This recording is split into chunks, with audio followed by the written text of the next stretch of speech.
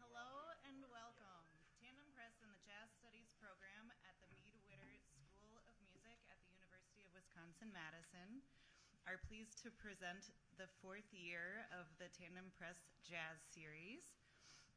And we are delighted to welcome you, our audience here, and also those of you at home listening to the live stream from the comfort of your home.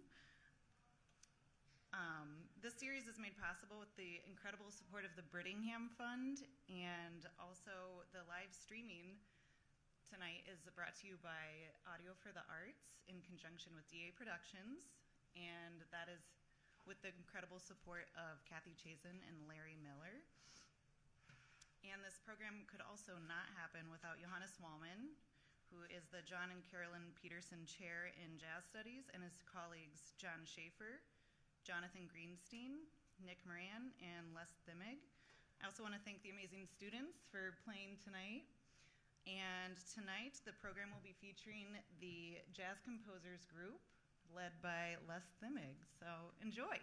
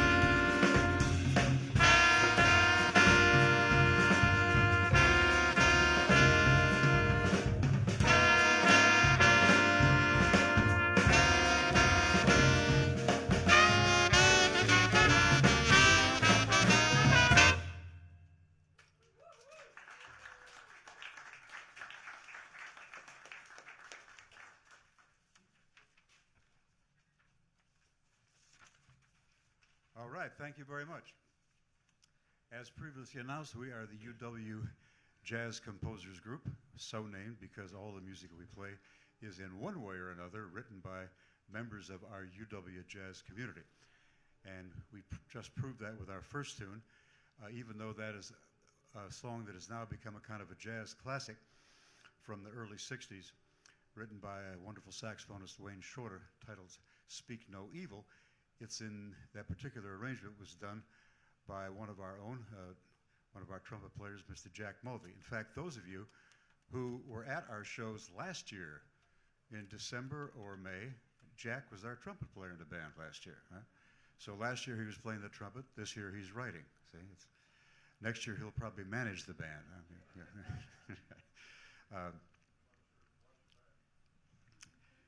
So anyway, we're going to continue that tradition of student composition by continuing now with a composition by not a former member of the band, but a current member of the band, Mr. Luke, our piano player, who has been writing quite a bit for us. He actually wrote one last year before he joined the band. This year, even though the school year is only about half over, he's already written 3 for us. You're going to hear 2 of them today. So this is, I think, the most recent one. The ink is still drying. He calls this one Housing for All.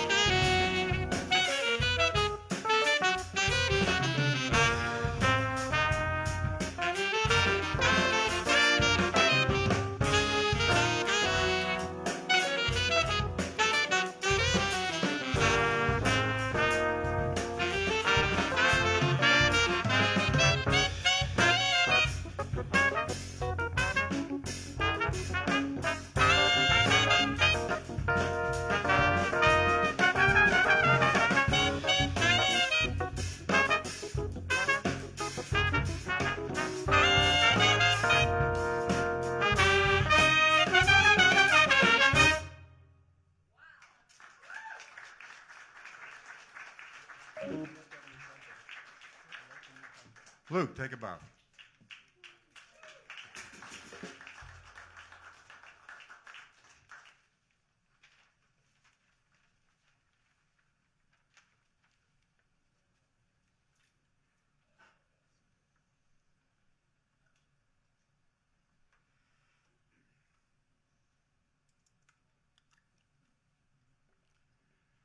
All right, we're going to continue with yet another piece of music that was written by members of our, or a member of our UW Jazz student body.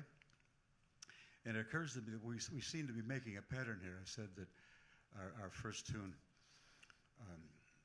written by the trumpet player from last year, and this year he's writing a chart, and he makes it a very original version of what's a jazz classic. And now we have the same thing going on, because this is written by Mr. Jordan Kowalski, who, again, those of you who were around last year, Jordan was our drummer in this band. So he's taken another jazz classic, except this one is from the early 50s, written by the great Miles Davis, and he's turned it into a quite original treatment. Well, Miles calls this Solar, Jordan Kowalski arrangement.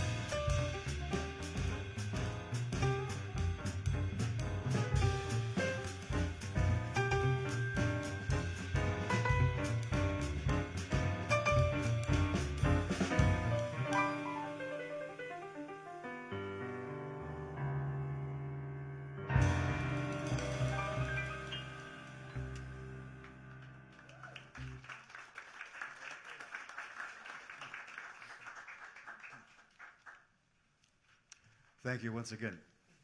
So we'll be returning a little later to some more composition by the UW Jazz students, but right now we'll turn to something that comes out of what we call my library. Maybe some of you have been around this town a while, go to some of the jazz events. Up till about, I guess it was about 7 or 8 years ago, I led a group, we called ourselves the Less Thymic Seven. It was the exact same instrumentation you see up here. And we, all the music in the group played was written by me, very egotistical. And for various reasons, some key people left town and all kinds of different things happened. We kind of shut the group down about 8 years ago or so. And there it sat, the library sat on the shelf, and we all got busy with other things and so on. But now in the last several years that we've been heating up our jazz activities at UW, it occurred to me, wow, let's revive the group, except instead of making it a professional group out on the street, let's make it one of the school groups. And yeah, it'll be so my library can be the foundation work for what we hope is more and more all the time work by the students. But you have to realize that writing these pieces of music is like writing a novel. You don't do it overnight. It takes time and so on. So if somebody says, I'm going to write a piece of music, you know, sometimes a couple of months later the piece comes out. So it's no fault of anyone's that we can't put on at this point at least, put on a program of all student writing. So we have my library as the foundation, and we fill it in that way. So as I said before, the Less Thymic Seven played Less Thymic music exclusively, but there is an asterisk footnote to that it must have been about 12 or 13 years ago. I think you're all familiar with our Jazz at 5 series that happens in August, you know, up at the top of the State Street, very nice outdoor thing. And the theme that year, maybe some of you remember the precise year, the theme was the music of Ellington, right?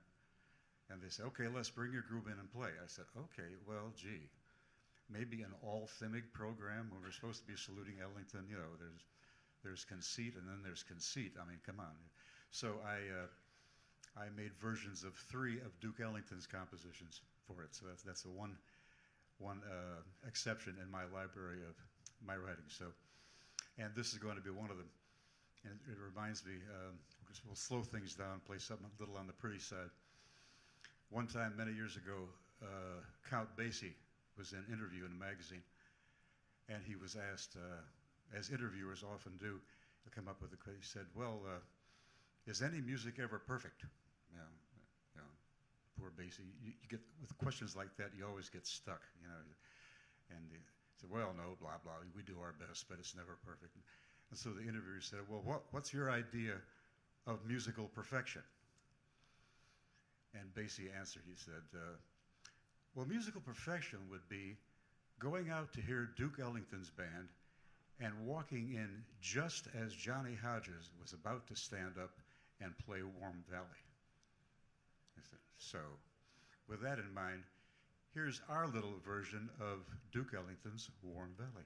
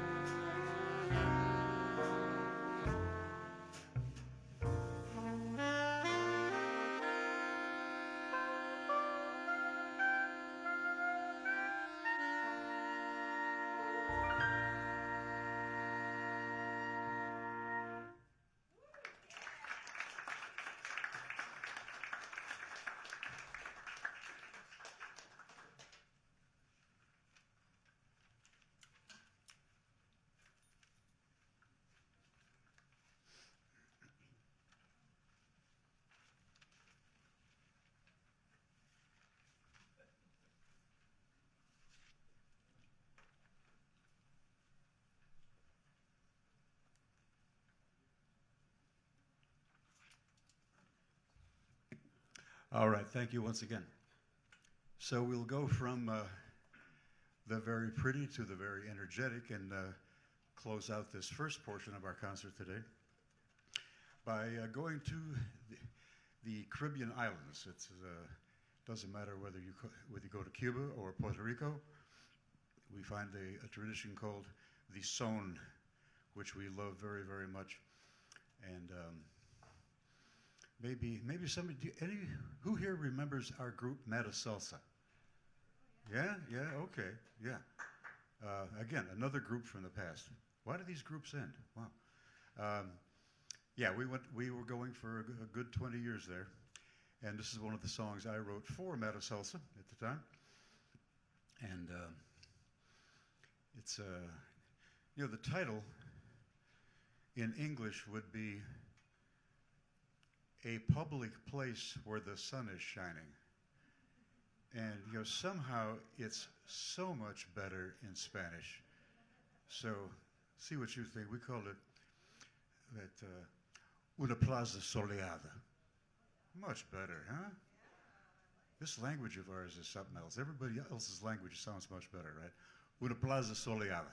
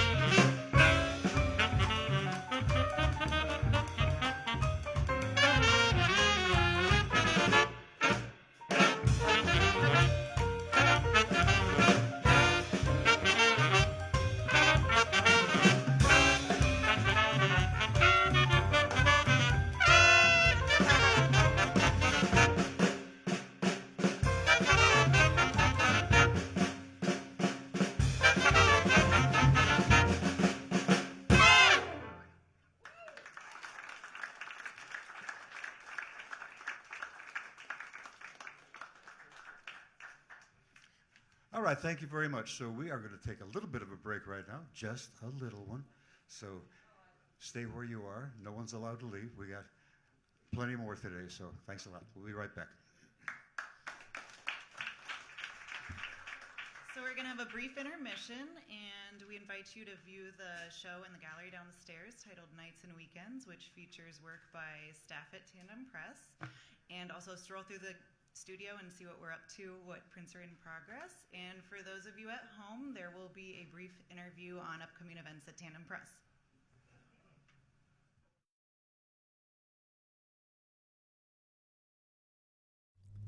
I'm speaking once again with Paula Panchenko, the director of Tandem Press, and always a lot going on. People, I think, who are tuned into these shows need to know that you have a gallery now. So there's always really great stuff to see in addition to these terrific jazz concerts.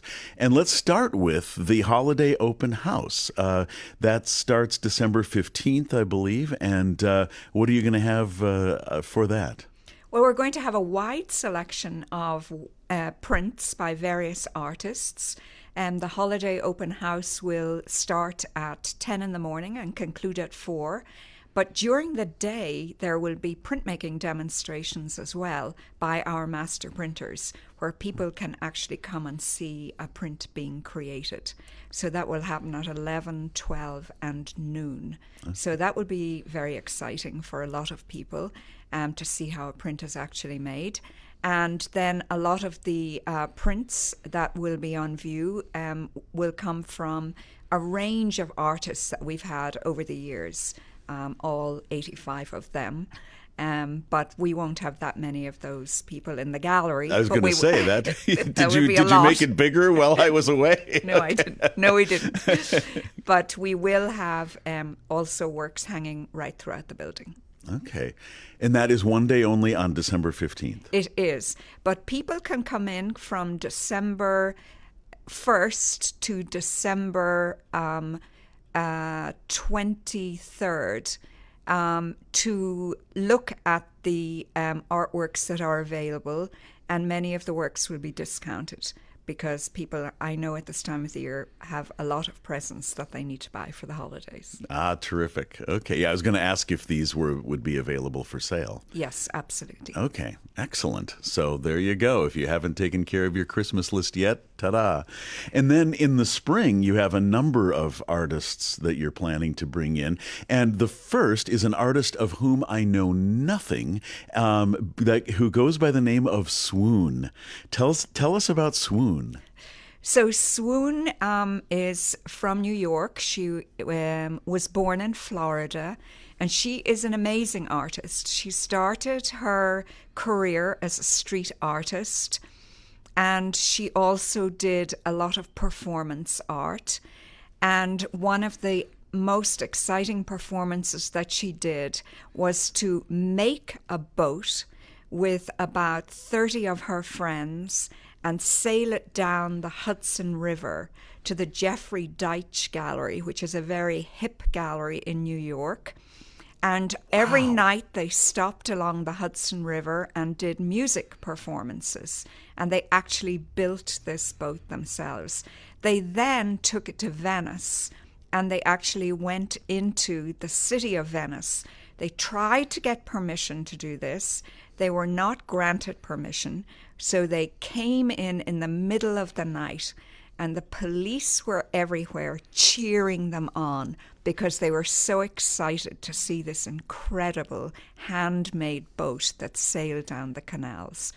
She's also an amazing artist. She had a wonderful exhibit at the Brooklyn Museum, which was a huge installation, and she painted the walls with fire extinguishers. The walls were about 30 feet high to get this sense of water and movement. And again, she used a boat as part of the piece. And she is known a lot for her incredible portraiture. So even though she is a performance artist, she's also classically trained. And so her drawing is really incredible. and we will have works of hers on view, and then she will be working from the end of February through early March at Tandem.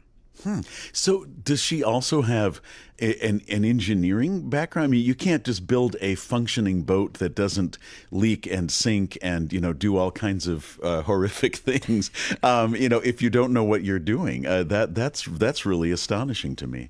Well, I think she has a lot of collaborators who she works with. Okay. Because she started a foundation after the terrible earthquake in Haiti, and it's called the Heliotrope Foundation. And what she did was she went down to Haiti with some of her artist friends, and then they looked at what was being done. They did research into what needed to be done to rebuild in the event something like this happened again. Mm-hmm. And so they found an architect. They did a worldwide search who said, do not bring in any man-made materials from outside of Haiti. Use the materials from Haiti. So they built a community center, and now they're building houses. And she raises funding for this whole endeavor. And they're also training several of the people down there on how to build houses and also how to create artworks and so on and so forth. So she's really an extraordinary person. Yeah, it sounds like and it. She is an amazing speaker. And if people want to see what she's like before she comes to Tandem, you can go on YouTube and hear some of the speeches and lectures that she's given. Okay. She talks very quickly. Okay, very, very well. And can we also on YouTube? Can we also see this boat? Are there videos of the boat? Yes, there are videos of the boat. I'm very curious about that. I'm going to take a look at that. Yeah. And what will the nature? And so you just go ahead. You could also go on her own website where you could see that. So it would be under Swoon, but she is known. Her actual name is Caledonia Dance Curry, and people call her Callie. But she had the moniker Swoon when she was painting on the streets. Oh, wow. Okay. And so now you've mentioned a lot of things with which she is involved, from helping humanity to her artwork and performance art. What will the nature of the display that we're going to see at Tandem Press? What will the nature of that exhibit be? Well, basically, she's coming to make new prints. Oh. So we're not going to just see stuff she's already done. She's going to be creating right there. Right there. Okay. Well, yes. this is okay. So this is going to be really special. And the very funny thing was when she came the last time, we invited her because we have a really large press and she works on a very large scale. Okay. But when she came to see us at the print fair in New York, where there's lots of very small prints. So she started working on small prints, and works like so hard. She came in every day, she'd start working. And she never walked to the back of our studio. And then on the second last day, she walked to the back of the studio and said, oh, I remember why I was supposed to come here, to work on a large scale, which was really funny. Oh, that is great. And so I think she may start a very large project. Okay. Now that she knows what's back there, yes, she won't, exactly. Okay, great. She won't miss that. That is great. And who else is coming in the spring? Well, we have a wonderful African-American artist who was born in New Orleans, lives in New York, Rashad Newsom. And this is a collaboration with the Division of the Arts, which was formerly the Arts Institute. Okay. And this gentleman is an amazing artist, performance artist, video artist, musician, and does all these collaborations. And we were very excited to have him make prints. And so we haven't got the exact dates of his visit because he's going to be doing so many things at the university for the entire semester, because he is the artist in residence for the spring semester. Then we have another artist, also African-American, Derek Adams. And he does mostly portraiture, but he also does sculpture, installations, and he is also into music. So I think the theme of our spring semester will definitely be multidisciplinary, because almost every artist who's coming in is multidisciplinary. And in March, we will bring back the Irish artist Mazer, who does murals and who also has made a lot of prints with us. Okay. Wow, yeah, that's amazing. Lots of great stuff coming up, and every artist, like you said, is interested in and talented in all these different disciplines. So that is really great. And what do you know the dates for Swoon? She changed her dates. I think it's the 23rd of February through the 3rd of March. Okay. All right. We'll look for that. And of course, all this will be on the Tandem Press website. Everything would be on the website. Okay. Yes. And it's Tandem Press. Is it .wisc.edu. .wisc.edu. Tandempress.wisc.edu. And anything else that you want to tell us about, or that we should have to look forward to? We've already got a pretty full calendar here through we do. into April. And then we'll have our jazz concerts in February, Yes. March and April, which we're very excited about. And then we'll be doing a lot of fairs again this year, in addition to exhibitions at Tandem. But we'll be in New York and San Francisco and San Antonio. Okay. So- Terrific. And wow. All right. And so lots to see and hear Yes. at Tandem Press. Thank you, Paula, as always, for not only coming in for these conversations, but also just all the things that you guys do. And of course, you've just finished up with your Nights and Weekends display, where we got to see the incredible art that is created by the people who actually work at Tandem Press, who are artists in their own right. And I feel like this is a treasure trove of art that people should really experience at Tandem Press. Thank you. Thank you very much.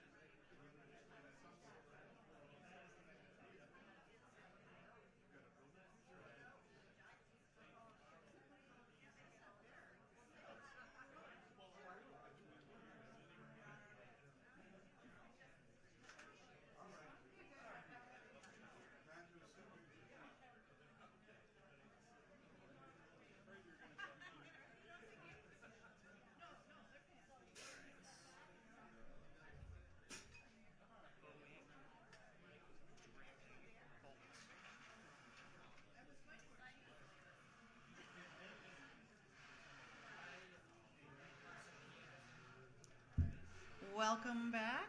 For those of you just now joining us, I'd like to reintroduce the Jazz Composers Group, directed by Les Thimig.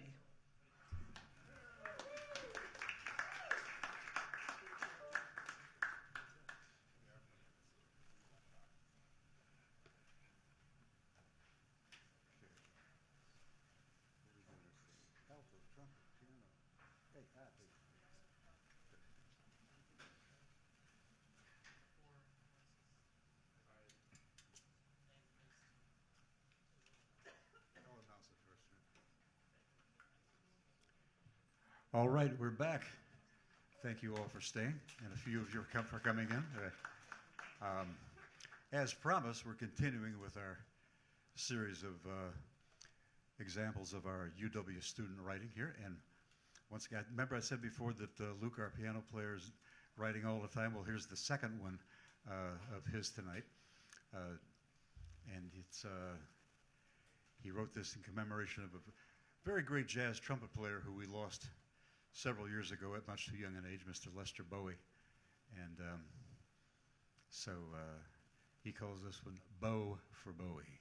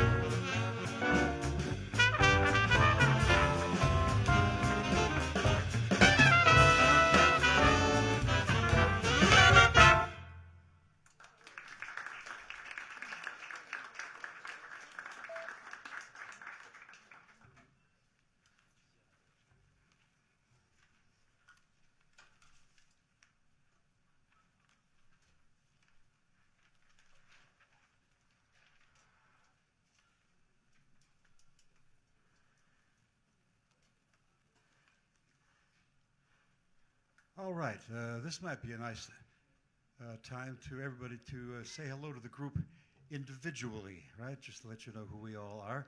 In the back row from, well, this is usually the audience is out there and you're over here.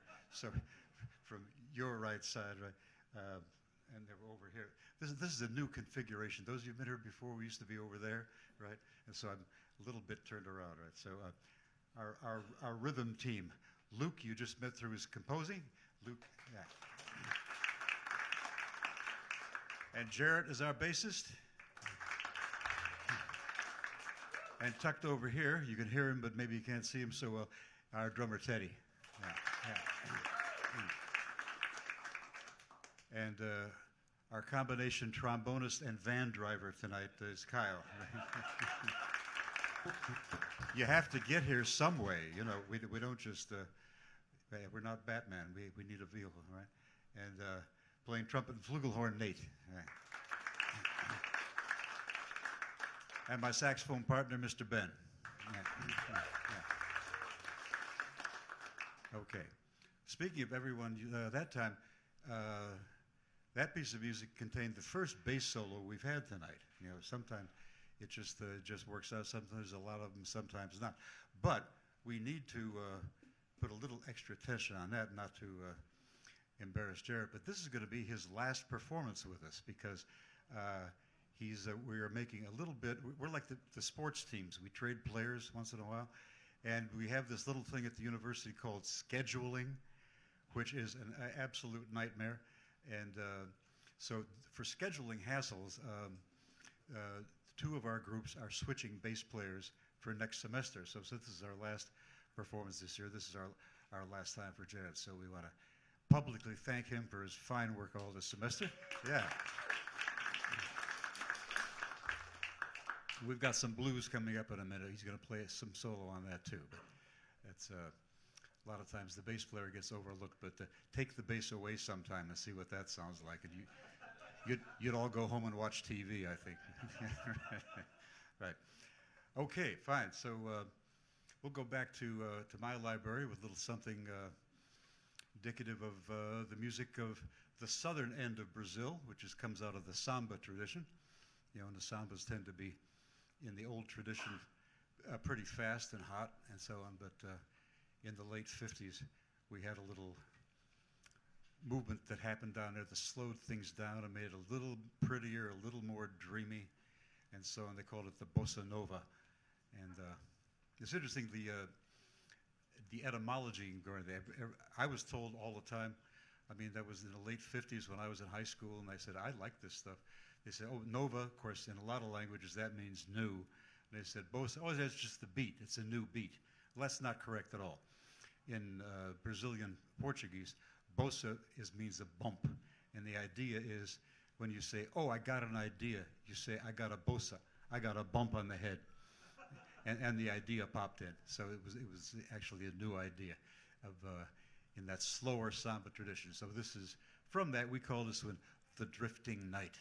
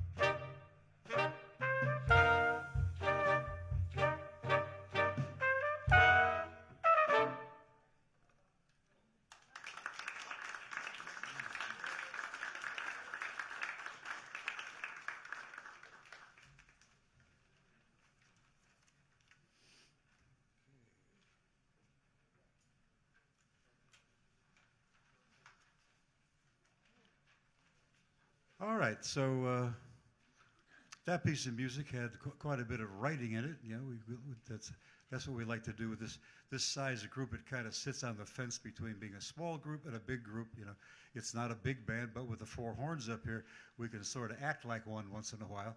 Yet with just fewer mouths to feed, it sets us up to have more solo work and so on. So we like this kind of a group very much.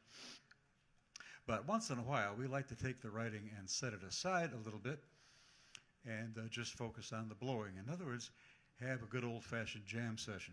And there's no better medium to do that with than our good old blues form, that little 12-bar nugget that it's so simple you think a 4-year-old could have thought it up, but it invariably is a musician's favorite thing to do is to play on the blues. So we're going to turn the spotlight on the individual soloists now with a little bit of minimal writing that we call A Bolt from the Blue.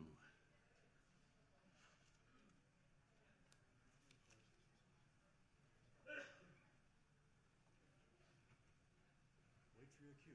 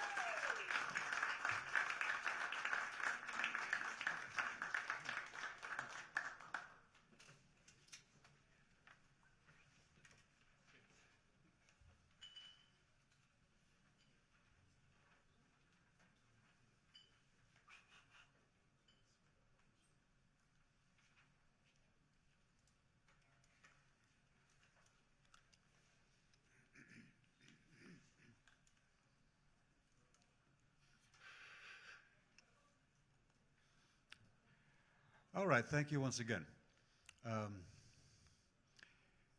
Back in the 60s, which for me is my New York days, long before I came to Madison, and one of the things I like to do is hang out at some of the big-time pool halls that are around. I like to play myself. I'm no star. I'm no great hustler, but it's just fun to watch the games and also some of the characters that are in there. And one of the ones, a favorite of mine, a favorite of many people consider it the number one pool hall in the whole world, now long gone. It was McGurr's on 45th Street, very near Times Square. Maybe some of you know the Paul Newman movie, The Hustler, from 1960. Well, that was Ames Pool Hall. That was a carbon copy of McGurr's. McGurr's was the model for that, and some of the people who hung out there. And so I have titled a few of the tunes for some of the phenomena of the big-time pool halls, and this is one of them. One of the characters in there, he was a great pool player. He would hustle you right out of your shirt, but he was legally blind. I mean, he wore glasses that were, I swear, 3/4 of an inch thick, and he had never had a driver's license in his life or anything. Yet he could play. He used to always say that some people use the rail system, I use the braille system, right? So his name was Eyeglass Joe, right? And so that's the title of this next tune, our testimonial to playing pool even though you can't see the table, right? Eyeglass Joe.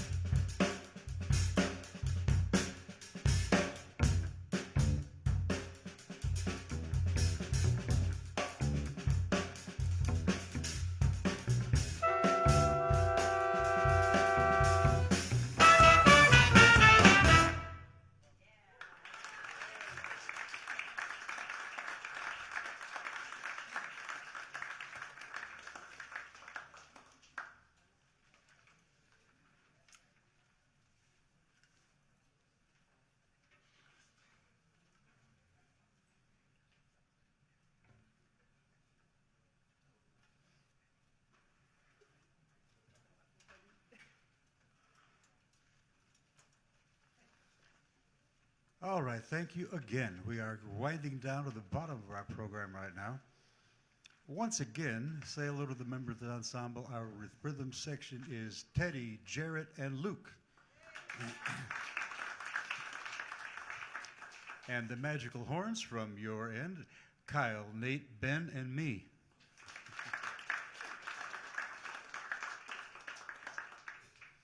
Okay, that was all about pool players.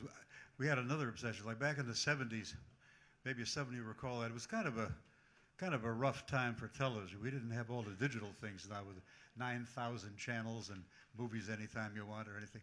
You're kind of subject to whatever the networks put out. And it was kind of slim pickings. But there was one show that really turned us all on week after week after week, and that was The Muppet Show, right? And of course, it's very, very great little show in so many ways, but what a lot of people don't realize is that Jim Henson, who was the brains behind the Muppets, was very much a jazz pianist. And that's why all the music humor on the show was so right on the button. And the musicians used to always watch the show and just crack up at some of the little in-jokes and so on that only musicians tell other musicians. And we used to like it a lot. So we wrote some tunes in honor of some of the characters. So this is one of the minor characters. You may recall he was the sub-teenage son of the guy who owned the theater. Remember, Kermit was always behind in his monthly payments, and so he had to keep this kid around to keep the theater owner happy, right? And he was a good little kid, but he was kind of always in the way and kind of gets into trouble and everything. So we wrote this tune for him. So we thank you once again for your wonderful attention this afternoon. And we like being over on this side of the room, by the way, for all the administrative types who are listening. Yeah, it's very nice over here. Good. So we named this one after that cute little character. His name and the name of this piece is Scooter. You remember Scooter? Okay, well, good, man. Let's hope you like the tune, too.